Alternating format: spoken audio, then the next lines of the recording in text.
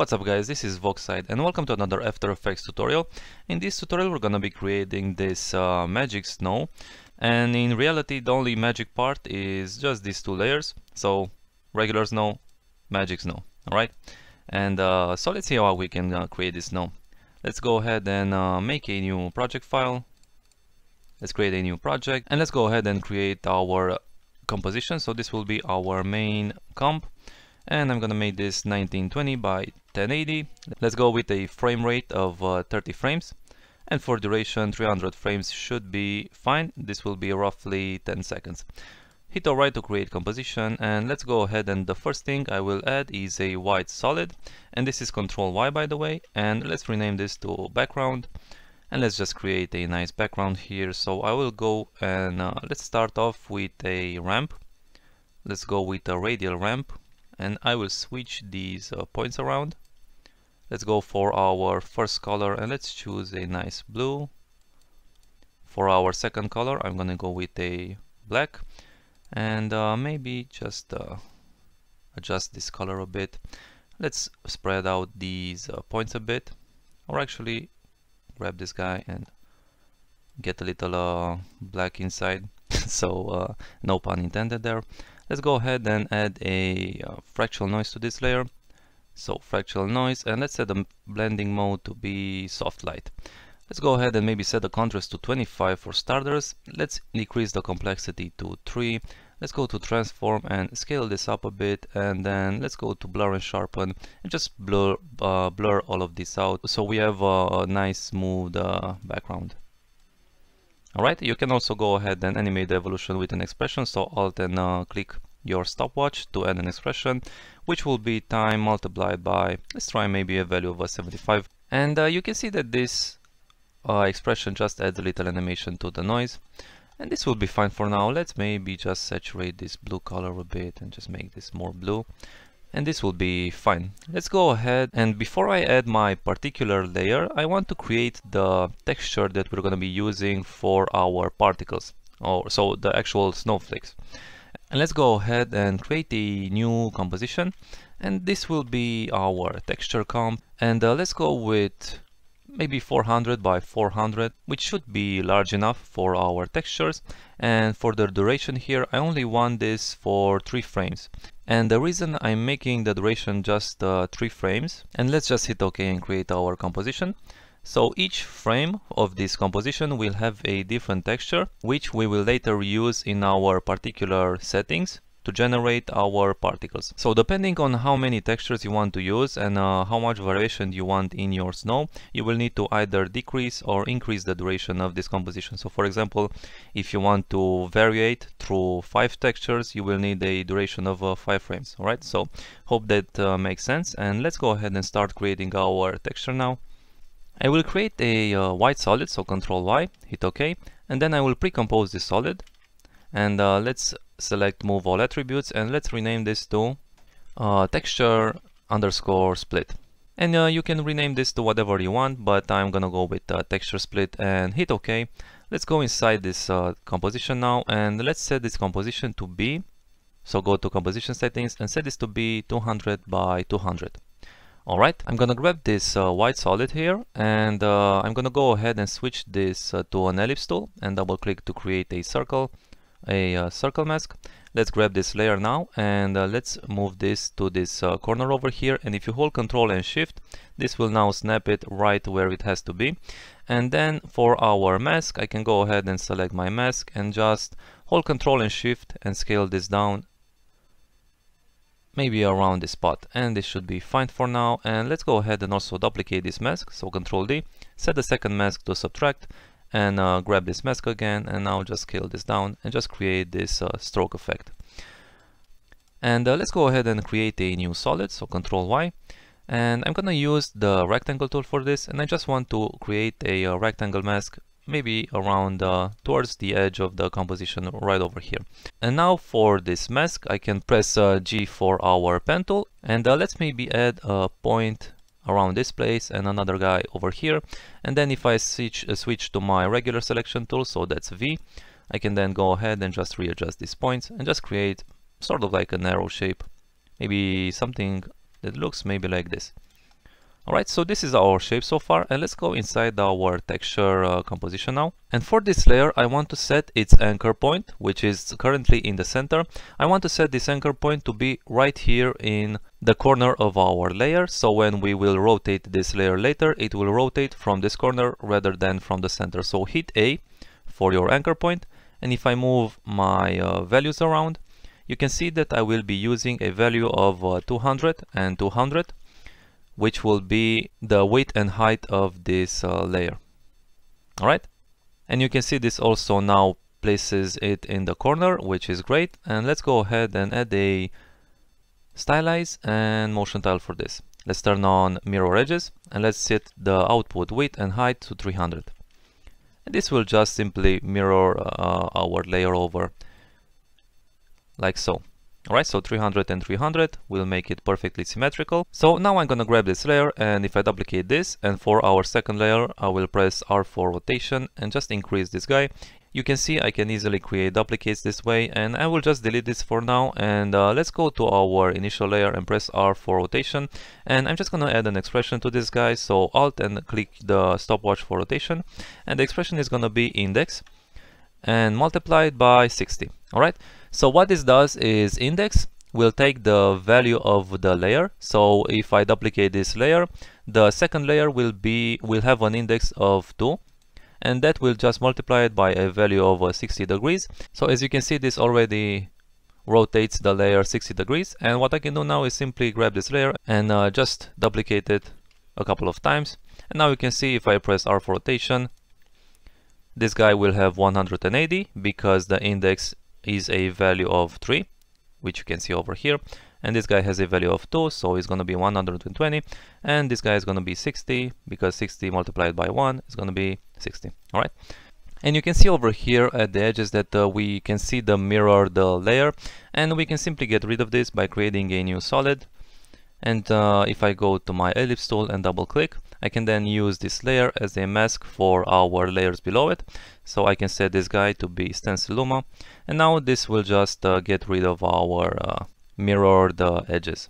So now if I log this composition, and if I go and create a new comp viewer, and let's go in our texture split now, you can see that if I grab this layer here, so let's just grab this layer and let's create just a simple mask here. You can see now that this mirrors over and just creates this nice mirrored effect. And now you can use this setup to generate as many snowflake textures as you want. So you can see how easily you can just create a lot of variation in your texture this way. And you can go ahead and go as crazy as you want with this. Let's maybe grab this guy and duplicate this guy and just scale this down. Alright, and let's just grab our pen tool and just create a line over here like so. And you can see here that it's creating a really interesting effect this way. And let's say that this will now be our first variation for the snowflake. So let's go ahead in our texture split comp and grab all of these layers, pre-compose them, and I'm just gonna leave this as pre-comp 1. And then I will move over one frame and just cut this layer here. And now I can go ahead and create a new texture. So you can go ahead and maybe I'll start with just this line over here. And you can see as I move this around, you can create some really interesting shape really easily. Let's maybe decrease the stroke. Alright, and let's maybe add a new solid. So add a white solid. And let's go ahead and create a mask here. And then I can adjust this guy.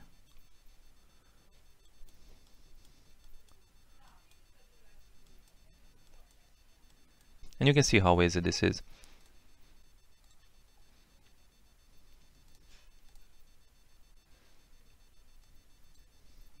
Maybe decrease the stroke for this. Alright, and this will be our second texture. So I'll grab these layers, pre-compose them, and then just make sure they fit inside between our first and second frame. Alright, and let's create one more. And grab my pen tool, so that's G. And let's start off with the line, only let's add another anchor point for this. And let's go to our shape layer here and get rid of our fill. And you can see already this is looking very interesting. And you can probably go ahead and use this technique as well to maybe create some satanic symbols and maybe summon some demons, but you know, it's Christmas, so I would refrain from that at least for a few days. Let's go ahead and grab our pen tool again and maybe create another shape. And let's grab my pen tool again and just give this a nice arrow. And let's get rid of the fill for this guy. Place this into position. Maybe adjust the paths a bit. And you can go ahead and just make whatever shapes you want. And let's grab these layers again, pre-compose them, and let's cut this composition now. So now I can cycle through 3 different shapes. Alright, so this will be fine for now. And like I said earlier, it's up to you how many shapes you want to use. I'm just using 3 shapes here because I don't want this tutorial to drag on forever. Let's go back in our main comp and let's go ahead and just set up our particles now. So Ctrl-Y to create a solid, let's rename this to particles. Alright, let's go ahead and add our particular layer. And let's just solo this guy for now. And let's go to emitter. Let's set this to be a box emitter and let's set the direction to be directional. Let's turn this around on the Y rotation, so this will be 90 degrees. And let's just increase our size for our emitter. Maybe just drag this over to start from this from the side here. And for my emission extras, I will also set the pre-run to be 100. And let's go to our particle settings now. Let's set the life to 6.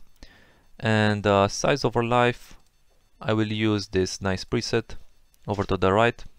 So let's take a look, and this is fine for now. Let's maybe just increase the velocity to 500.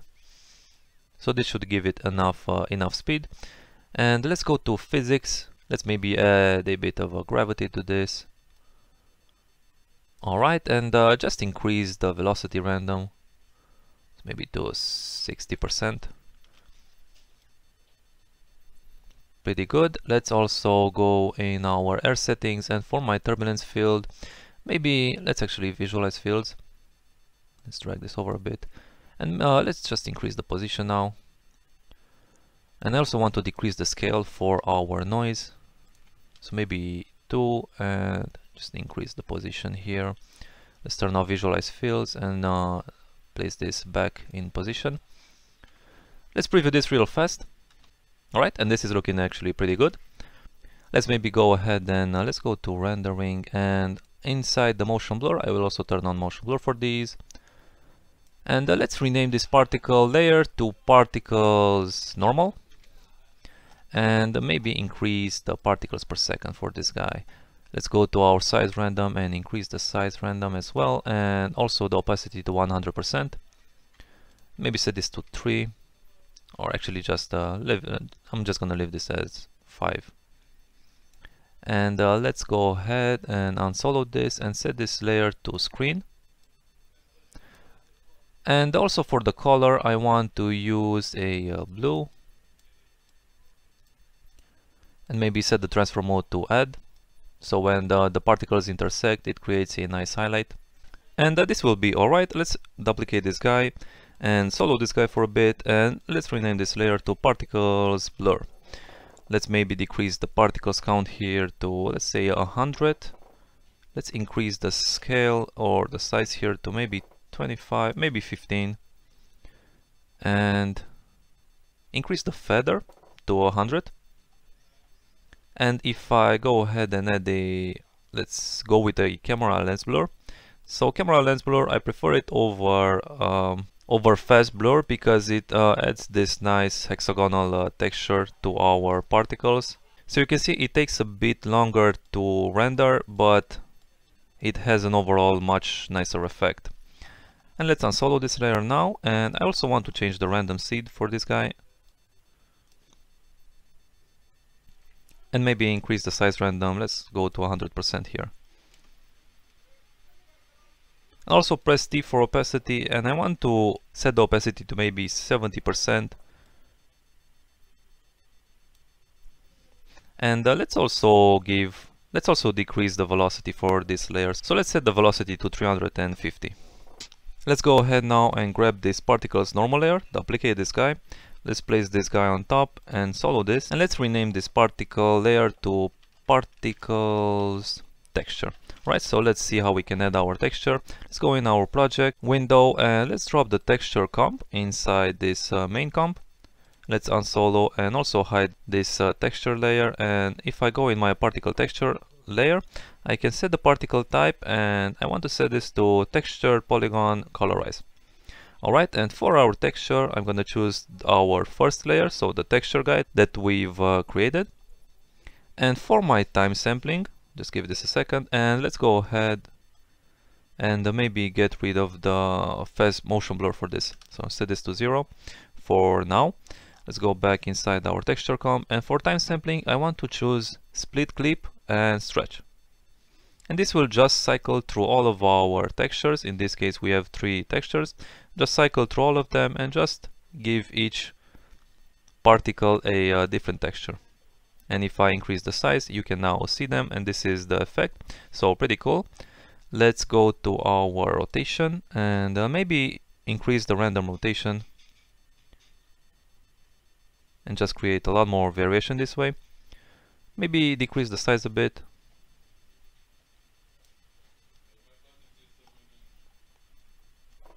And let's go ahead and let's go back to our motion blur, and let's set the shutter angle to maybe 120. Or actually just let's give this 200. Let's maybe decrease the particles per second to, let's say, 120. And also let's give this a different random seed from our other particle layer, and maybe let's decrease the velocity to 420.